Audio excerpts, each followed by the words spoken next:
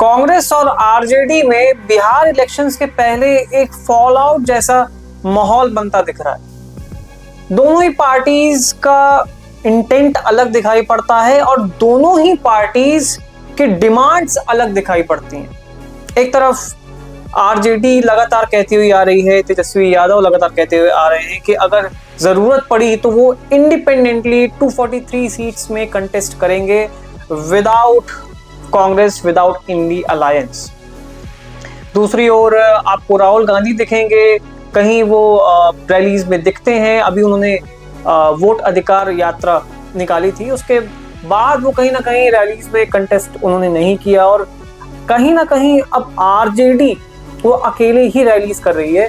एकला चलो का रास्ता उन्होंने अपना लिया। चीफ मिनिस्टरियल कैंडिडेट में भी कांग्रेस तेजस्वी यादव को एज अ फेस प्रेजेंट नहीं करना चाहती, तो इनका जो आपसी मतभेद है वो बढ़ता दिख रहा है यहाँ पर।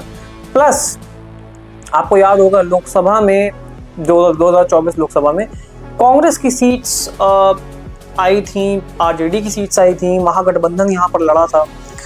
तो अब कांग्रेस की भी डिमांड्स बढ़ चुकी हैं कि हमें ज़्यादा सीट्स में कंटेस्ट करना है और हमें हमारा कंटेस्टिंग शेयर जो है वो ज़्यादा होना चाहिए पहले के मुकाबले, जो कि आरजेडी के लिए प्रॉब्लमैटिक है, क्योंकि कहीं ना कहीं आरजेडी का फुटहोल्ड बिहार में कांग्रेस से कहीं ज़्यादा स्ट्रांग है। तो विनिंग पॉसिबिलिटी भी आरजेडी कैंडिडेट्स की ज़्यादा है कांग्रेस के मुकाबले। तो अब इसमें इतना खींचातानी चल रही है कि अब कहीं ना कहीं वो दरार दिख रही है कांग्रेस और आरजेडी के बीच। अब क्या बिहार इलेक्शंस के पहले ये होने वाला है, इसका कोई आकलन नहीं लगा सकता, पर कहीं ना कहीं अब वो दरार देखने को मिल रही है और वो खटास दोनों ही पार्टियों के बीच में और दोनों ही नेताओं के बीच में आ चुकी है। आपको याद हो प्रधानमंत्री श्री नरेंद्र मोदी जी की जो स्वर्गीय माँ थी, उनको गालियां दी गई आरजेडी कांग्रेस के मंच से। तो वो एक ऑर्केस्ट्रेटेड एक्ट था कांग्रेस का।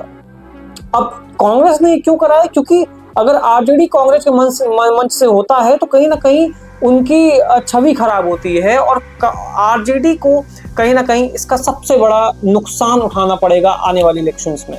तो क्योंकि ये इतना वो सीट शेयरिंग का इतना बड़ा इशू चल रहा है, खींचातानी चल रही है, तो अगर सीट आरजेडी देती नहीं है तो हम इस तरीके से खींचेंगे, इस तरीके से हम आरजेडी का कद छोटा करेंगे। अब देखने लायक ये होगा कि क्या तेजस्वी यादव आरजेडी को 243 सीटों में लड़ाते हैं, अकेले कंटेस्ट कराते हैं, या फिर वो अभी भी महागठबंधन के साथ जाएंगे और इंडी अलायंस के साथ जाएंगे।